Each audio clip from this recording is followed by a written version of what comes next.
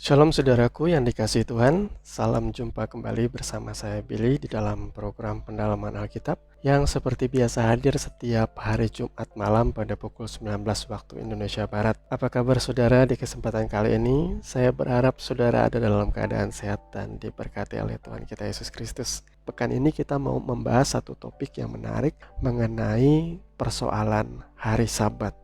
Tapi sebelum kita lebih dalam lagi masuk di dalam perenungan kita, ada baiknya kita terlebih dahulu merendahkan hati dan berdoa.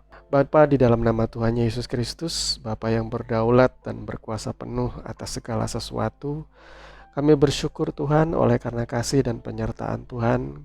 Di kesempatan kali ini kami boleh menikmati berkat dan pemeliharaan-Mu di dalam kehidupan kami.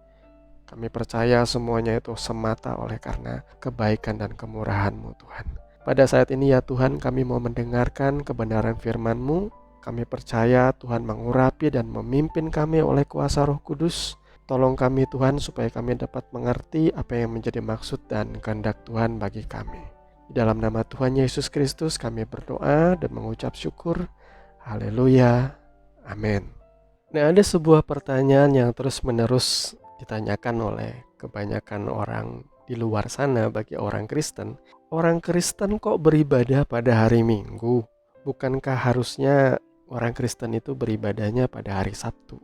Sebagaimana yang kitab suci katakan di dalam 10 firman atau 10 perintah, tepatnya pada perintah yang keempat, yakni menguduskan hari Sabat. Lalu kenapa orang-orang Kristen atau gereja-gereja hari ini kok ibadahnya kebanyakan hari Minggu? Apakah itu artinya kebanyakan gereja-gereja itu sudah menyimpang dari kebenaran firman? Atau apakah gereja-gereja sudah mulai melanggar perintah Tuhan? Untuk menjawab pertanyaan itu, mari terlebih dahulu kita membaca ayat firman Tuhan di dalam Keluaran pasal yang ke-20, ayat yang ke-8 sampai dengan ayat yang ke-11. Demikian firman Tuhan berkata, "Ingatlah dan kuduskanlah hari Sabat. 6 hari lamanya engkau akan bekerja dan melakukan segala pekerjaanmu.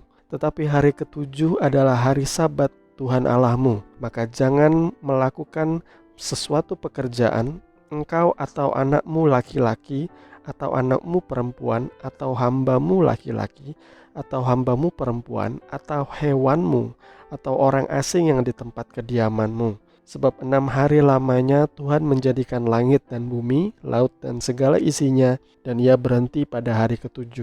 Itulah sebabnya Tuhan memberkati hari Sabat dan menguduskannya." Nah, berdasarkan dari ayat pembacaan kita tadi sudah sangat jelas ya, bahwa perintah untuk menguduskan hari Sabat atau hari ke-7 atau hari peristirahatan itu secara gamblang ditegaskan di dalam hukum Taurat. Ya, ini di dalam 10 firman atau 10 perintah, tepatnya pada perintah yang keempat. Dan perintah ini merupakan ketentuan yang harus dilakukan secara turun-temurun oleh bangsa Israel. Nah, lalu muncul sebuah pertanyaan sekarang, apakah perintah untuk menghormati dan menguduskan hari Sabat itu masih tetap berlaku bagi kita, jemaat-jemaat perjanjian baru yang sudah ditebus dan diselamatkan oleh pengorbanan Kristus? Seandainya kita menghubungkan pembahasan kita kali ini mengenai hari Sabat dengan pembahasan kita di pekan yang lalu mengenai Tuhan menggenapi dan sekaligus membatalkan hukum Taurat, sebagaimana yang tercatat di dalam Efesus 2 ayat 15 yang berkata, "Sebab dengan matinya sebagai manusia, ia telah membatalkan hukum Taurat dengan segala perintah dan ketentuannya, untuk menciptakan keduanya menjadi satu manusia baru di dalam dirinya, dan dengan itu mengadakan damai sejahtera." Maka dengan serta-merta kita bisa menjawab bahwa tuntutan untuk menguduskan hari Sabat itu sudah tidak perlu lagi dilakukan. Dengan kata lain, kita sebagai umat-umat yang sudah ditebus oleh pengorbanan Kristus tidaklah lagi diwajibkan untuk memelihara hari-hari Sabat sebagaimana orang-orang Yahudi di dalam pengabdian mereka terhadap hukum Taurat. Lalu yang kedua, kita bisa menjawab bahwa kita tidak lagi wajib untuk memelihara hari Sabat karena memang perintah menguduskan dan memelihara hari Sabat itu diberikan oleh Tuhan eksklusif kepada bangsa Israel untuk mengingat bagaimana kehidupan mereka dahulu ketika mereka masih hidup di dalam perbudakan orang Mesir.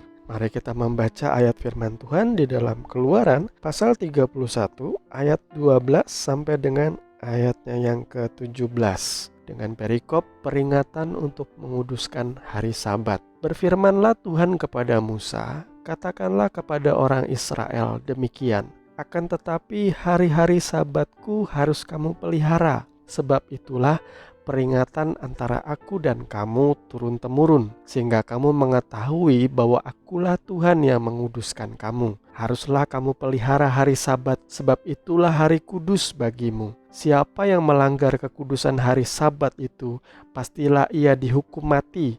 Sebab setiap orang yang melakukan pekerjaan pada hari itu, orang itu harus dilenyapkan dari antara bangsanya. 6 hari lamanya boleh dilakukan pekerjaan, tetapi pada hari yang ketujuh haruslah ada Sabat, hari perhentian penuh, hari kudus bagi Tuhan. Setiap orang yang melakukan pekerjaan pada hari Sabat, pastilah ia dihukum mati. Maka haruslah orang Israel memelihara hari Sabat dengan merayakan Sabat turun-temurun, menjadi perjanjian kekal antara aku dan orang Israel. Maka inilah suatu peringatan untuk selama-lamanya. Sebab 6 hari lamanya Tuhan menjadikan langit dan bumi, dan pada hari yang ketujuh ia berhenti bekerja untuk beristirahat. Nah, secara harafiah hari Sabat itu memang menunjukkan kepada hari ketujuh, hari perhentian. Nah, di dalam perhitungan hari-hari kita, hari Sabat atau hari ketujuh itu jatuh pada hari Sabtu. Sementara hari Minggu adalah hari pertama di dalam setiap pekannya. Nah, sekarang kita mau melihat bagaimana Alkitab menggambarkan kepada kita sikap Yesus terhadap hari Sabat. Sebagaimana yang diungkapkan di dalam Lukas pasal yang keempat, ayat yang ke-16 yang berkata, ia datang ke Nazaret, tempat ia dibesarkan, dan menurut kebiasaannya pada hari Sabat, ia masuk ke rumah ibadat, lalu berdiri hendak membaca dari Alkitab. Jadi bisa dikatakan di sini beribadah di sinagog atau tempat ibadahnya orang Yahudi itu menjadi kebiasaan bagi Yesus. Karena sudah jelas ya, ia adalah seorang Yahudi asli. Kemudian juga ia adalah seorang rabi atau guru dari agama Yahudi. Sudah tentu ia akan menunjukkan teladan bagaimana ia menghormati dan menguduskan hari Sabat dengan beribadah setiap hari Sabat atau hari Sabtu. Tetapi ada beberapa ayat firman Tuhan juga yang menjelaskan bagi kita bahwa di beberapa kesempatan lain, Yesus dan murid-muridnya itu dianggap tidak memelihara atau tidak mengkuduskan hari Sabat. Itu dicatat di dalam Matius 12 ayat 1-8, bagaimana Yesus dan murid-muridnya sedang memetik gandum untuk dimakan pada hari Sabat, dan di dalam pandangan orang-orang Farisi, mereka sedang tidak memelihara dan tidak menguduskan hari Sabat. Mari kita baca ayat firman Tuhan, Matius 12 ayat 1-8. Pada waktu itu pada hari Sabat, Yesus berjalan di ladang gandum. Karena lapar, murid-muridnya memetik bulir gandum dan memakannya. Melihat itu berkatalah orang-orang Farisi kepadanya, lihatlah, murid-muridmu berbuat sesuatu yang tidak diperbolehkan pada hari Sabat. Tetapi jawab Yesus kepada mereka, tidakkah kamu baca apa yang dilakukan Daud ketika ia dan mereka yang mengikutinya lapar? Bagaimana ia masuk ke dalam rumah Allah dan bagaimana mereka makan roti sajian yang tidak boleh dimakan baik olehnya maupun oleh mereka yang mengikutinya, kecuali oleh imam-imam? Atau tidakkah kamu baca dalam kitab Taurat bahwa pada hari-hari Sabat imam-imam melanggar hukum Sabat di dalam bait Allah namun tidak bersalah? Aku berkata kepadamu, di sini ada yang melebihi bait Allah. Jika memang kamu mengerti maksud firman ini, yang kukehendaki ialah belas kasihan dan bukan persembahan, tentu kamu tidak menghukum orang yang tidak bersalah, karena anak manusia adalah Tuhan atas hari Sabat. Jadi melalui ayat pembacaan tadi kita bisa ngelihat kalau orang-orang Farisi itu marah terhadap Yesus dan murid-muridnya, karena pada hari Sabat mereka memetik gandum dan memakannya. Orang Farisi itu menganggap bahwa Yesus sudah menyalahi apa yang Tuhan perintahkan di dalam hukum Taurat mengenai hari Sabat. Tetapi Yesus menjawab orang-orang Farisi itu dengan berkata bahwa tidaklah salah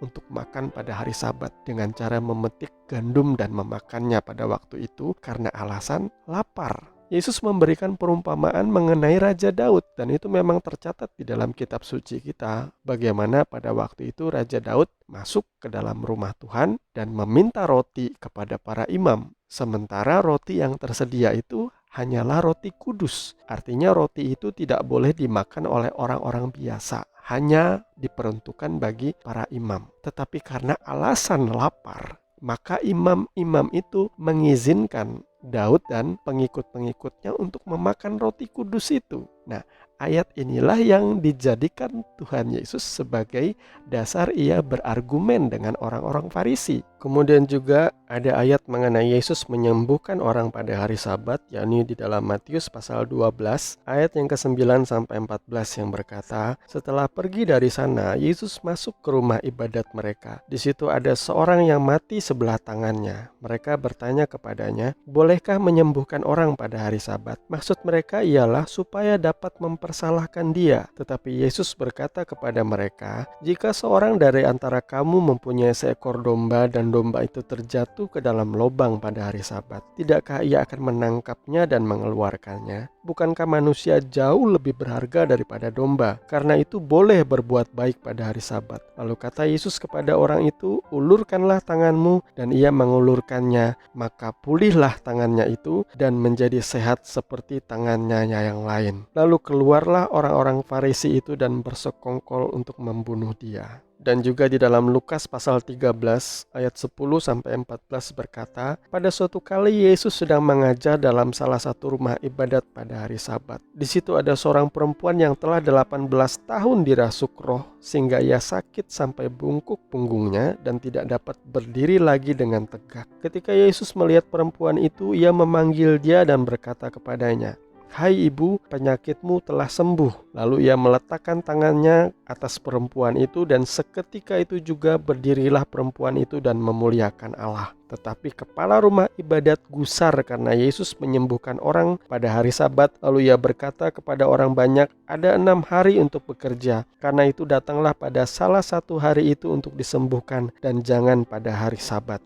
Saudaraku, saya ingin menunjukkan di sini bahwa terlihat ada perbedaan konsep hari Sabat menurut Yesus dan hari Sabat menurut orang Farisi. Orang Farisi, ahli-ahli Taurat dan ahli-ahli agama Yahudi pada waktu itu menerapkan hukum Taurat itu jauh lebih keras daripada yang seharusnya. Bagi Yesus tidak masalah untuk orang makan pada hari Sabat, termasuk dengan cara memetik gandum dan memakannya. Bagi Yesus tidak masalah untuk seseorang itu disembuhkan pada hari Sabat. Bagi Yesus tidak masalah juga untuk seseorang itu dilepaskan dari roh jahat pada hari Sabat. Sementara makna sejati dari hari Sabat itu adalah peristirahatan atau pembebasan. Tetapi bagi orang-orang Farisi ini, Yesus sudah melanggar perintah hukum Taurat mengenai mengkuduskan hari Sabat. Di dalam ayat firman itu dengan jelas Tuhan berkata bahwa yang ku kehendaki ialah belas kasihan. Karena perintah-perintah Tuhan dan hukum di dalam Taurat itu harus dimaknai secara rohani ketimbang hanya menjadi ibadah-ibadah lahiriah semata.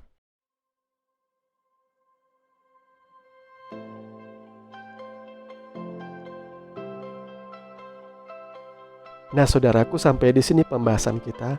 Saya percaya saudara boleh mendapatkan pencerahan atau pemahaman yang baru lewat pembahasan kita. Dan sekali lagi, pembahasan ini tidaklah berangkat dari sentimen pribadi atau dengan tujuan untuk menyerang golongan Kristen tertentu yang mungkin sampai hari ini masih memelihara hari Sabat. Tetapi saya ingin memberikan pandangan yang benar, yang seturut dengan firman Tuhan bagi orang-orang Kristen, orang-orang percaya perjanjian baru.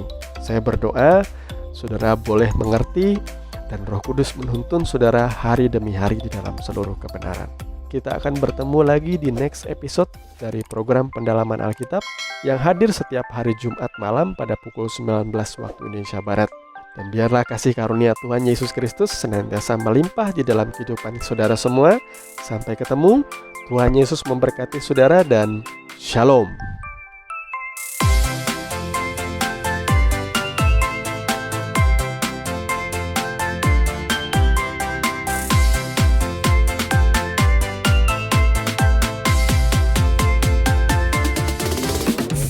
Wow.